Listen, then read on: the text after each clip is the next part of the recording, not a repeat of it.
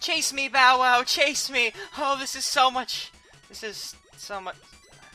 You suck at this, Bow Wow. Hello and welcome to Lonk's Awakening.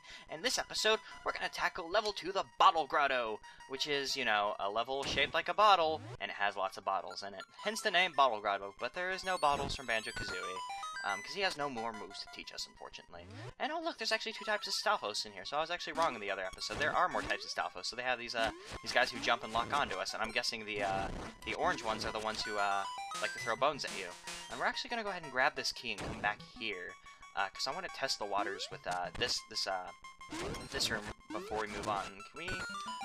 oh yeah, we can actually move on without lighting these torches. But let's go ahead and light the torches, just to check if there's, you know, like, another thing in here, like, ooh, there's money in here! But no, it's probably just, like, you know, like, we're letting you light the torches so you can see, even though it's not that dark, although it was probably, you know, harder to see on a Game Boy, Color / Game Boy screen. So it was probably a thing, that mattered more back then, rather than, you know, like, on a, you know, emulated screen where you can see it, like, a lot better. And oh darn, he actually managed to hit us. Good job, Mr. Blade Trap. You did far more damage than I ever expected. We're starting to run low on magic powder, which is okay, because I think there's actually one of those like little winged pickup thingies in this dungeon. Did we? No, of course we got the stone beak. That stupid thing. Rather than a small key. I think we're gonna go ahead and like get a few small keys up here, so you know it's not that big of a loss. And please go away, Mr. Shrouded Stalfos. I don't need to deal with you today because we have a small key. Hooray! And that actually rhymes. So that was a nice little thing that just happened. And we could talk to Mr. Stone Owl about, you know, how we should continue in the level, but we don't need his help. I'm sorry, Mr. Stone Owl, but we don't. Oh look, it's a shy guy. Another, like, you know, just reference enemy. He's kind of neat. He acts just like an arm mimic, except you can't hurt him from his front. You need to hit him either from the sides or his back, which is really easy given the fact that he's an arm mimic. So if he would just get close enough for my you know, spin attack, then we could kill him easily. And just like how I complain about how the compass, like, always has to tell you, like, I am a compass, this is what I do. Another problem with this game, like, in that same kind of fashion where it has to tell you, you might have noticed whenever I got close to the bottle, it was like, boy, this sure is heavy, if only I had a way to lift it. Every time you come across an obstacle that you need an item that you don't have, or even once you get the item, if you don't have the item equipped, I think even if you do have the item equipped, and it doesn't have, like, you know, I think, like, the bottle, since you'll be able to push them, it won't be a problem. If there are other, like, you know, things that I'll be like, this is a problem that you can't solve, and it feels the need to tell you every damn time. So that's kind of a problem with this game, but, you know, it's a design decision that, you know, they worked past in Oracle, so they did get past the problem. We're gonna have to run back again to go ahead and grab that thing. So we'll have to jump back over here and turn off that thing, and actually it might be better just to leave the blue switch on, because then we can get through a bit easier. Although, you know, we're gonna have to whack it a few more times to get through this level, because this level is just switch crazy. You might remember the switches in, are those kind of like crystal switches, whatever you want to call them, in the Oracle series, where you raise if you have the blue raised, there'll be like red blocks that are lowered, and that's kind of how it performs. In this one, it's just, there's one type that raises and lowers. That's basically due to how since this game used to be in black and white, our Game Boy green and black, however you like to say it. You know, they didn't have that kind of choice of color, so that was a thing that they couldn't do for this. So those are pretty simple. And oh yes, I know the bottle is heavy, and we're not able to lift it with just our bare hands. Thank you, Bottle or Lonk, whoever just thought that. Like, maybe just whenever the lightning struck his boat, maybe Lonk just got incredibly stupid, and he has to, like, reassure him with the same thoughts over and over again, or else he'll, like, just forget. I don't know. Let's go ahead and just get a move on, rather than worrying about those spikes that we could have jumped into. This game, like, I'm pretty sure we did it once in the Oracles, but if you jump from a high place into the spikes, like, the game, like, freaks out, and Lonk will, like, shoot up into the air, which is kind of funny. And, oh, yay, hearts. I will actually go ahead and take those. Let's go ahead and light these torches, because even though I'm sure that's... Actually, I don't see an item on the screen, but I'm gonna go ahead and do it, because, at this point, I've already, you know, gone to the menu, so I might as well as, you know, do it while I'm there. Because I just wanted to check if there was, like, gonna be, you know, like, a chest in here, because that seemed like a money situation. Oh, look, it's a Cyclops who throws bombs at us. Oh, and he can throw... Oh, I did not know he could throw you!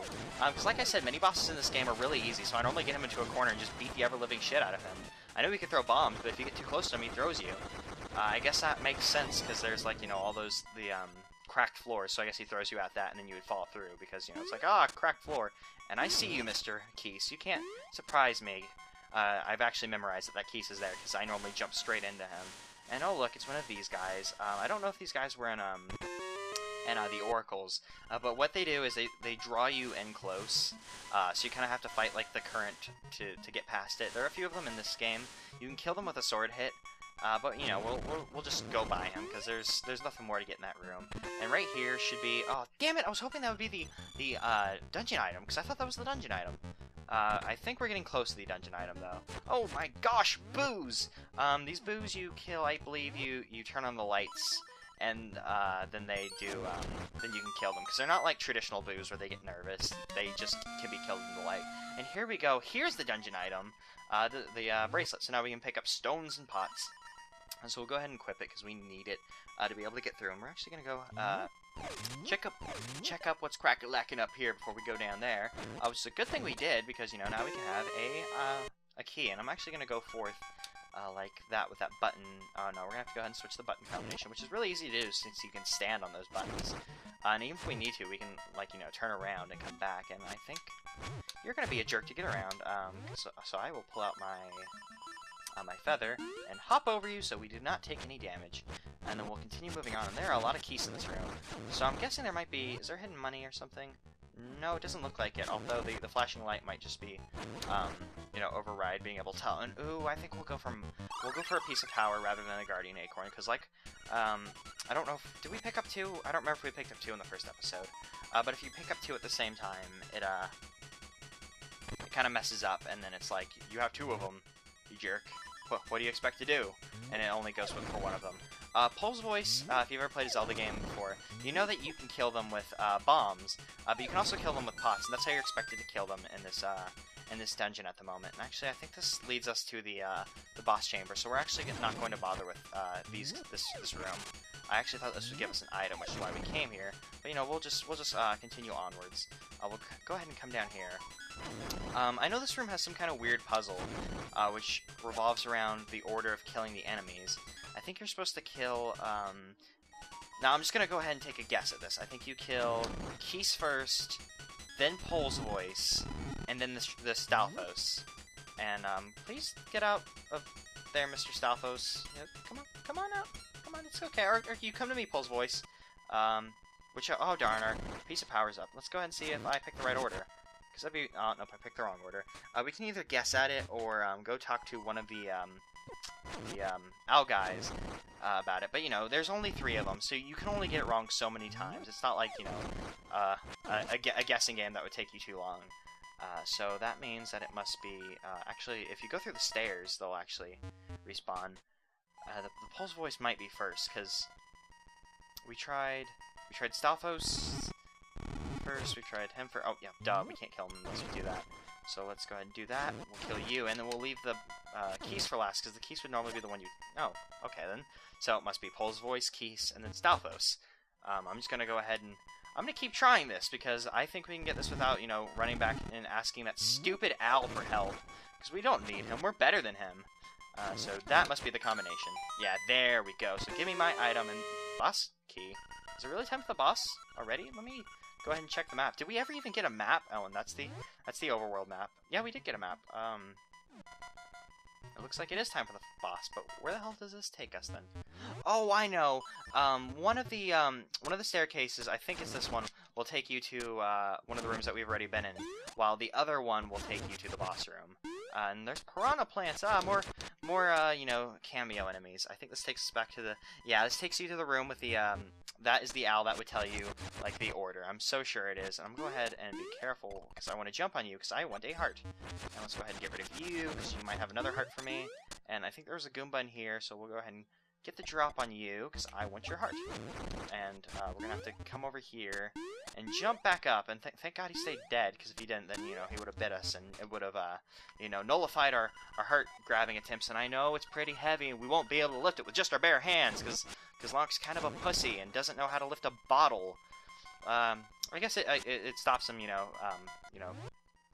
from drinking himself to death, which Lonk seems like the type of guy who would, you know, fall into the liquor trap, or whatever you would like to call it, and I'm passing up a lot of money opportunities, but that'll be fine.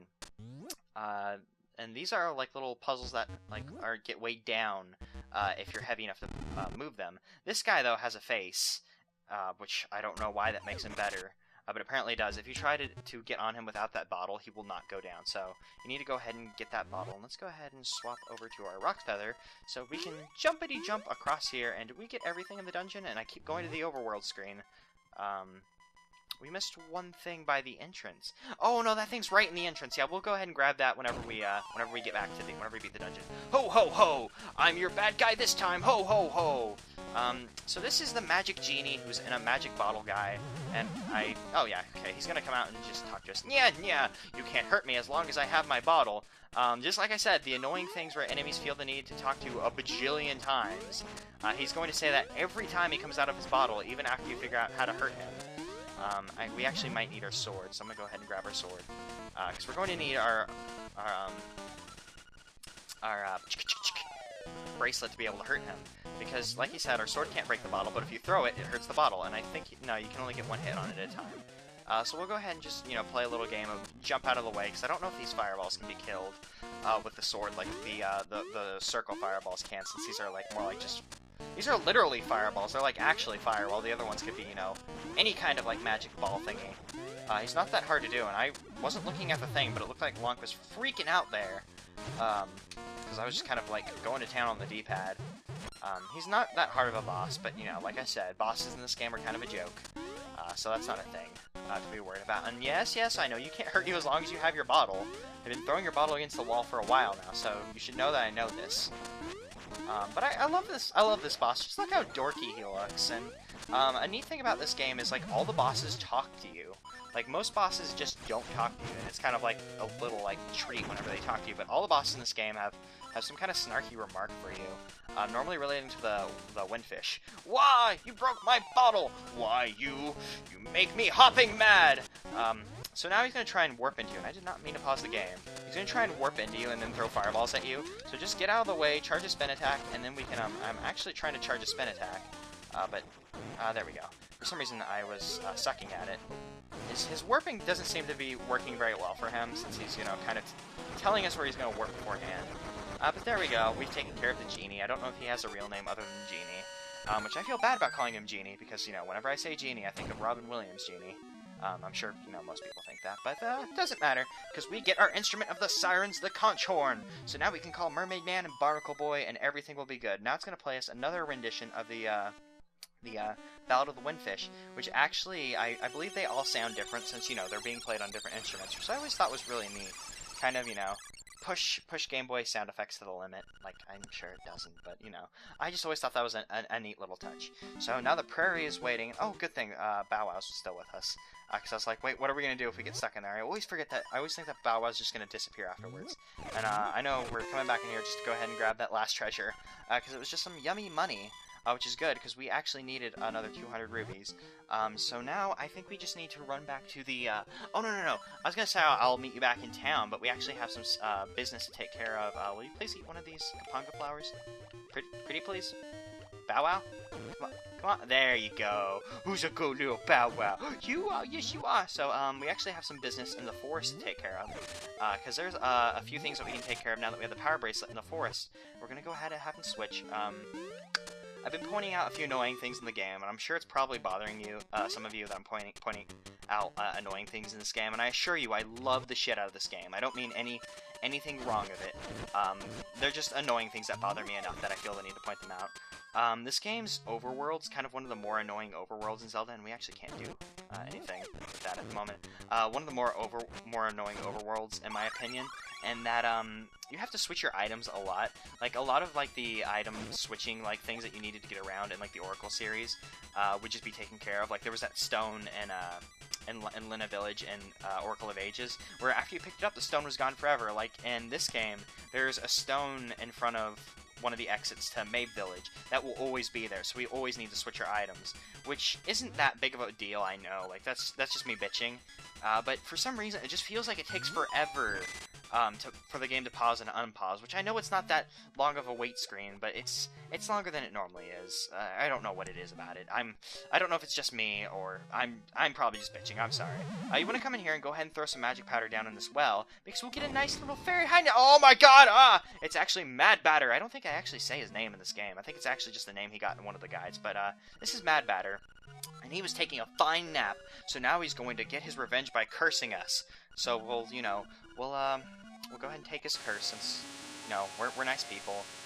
His curses, though, are really shitty, in that, his curse is actually going to give us more, items. So now we can carry even more magic powder.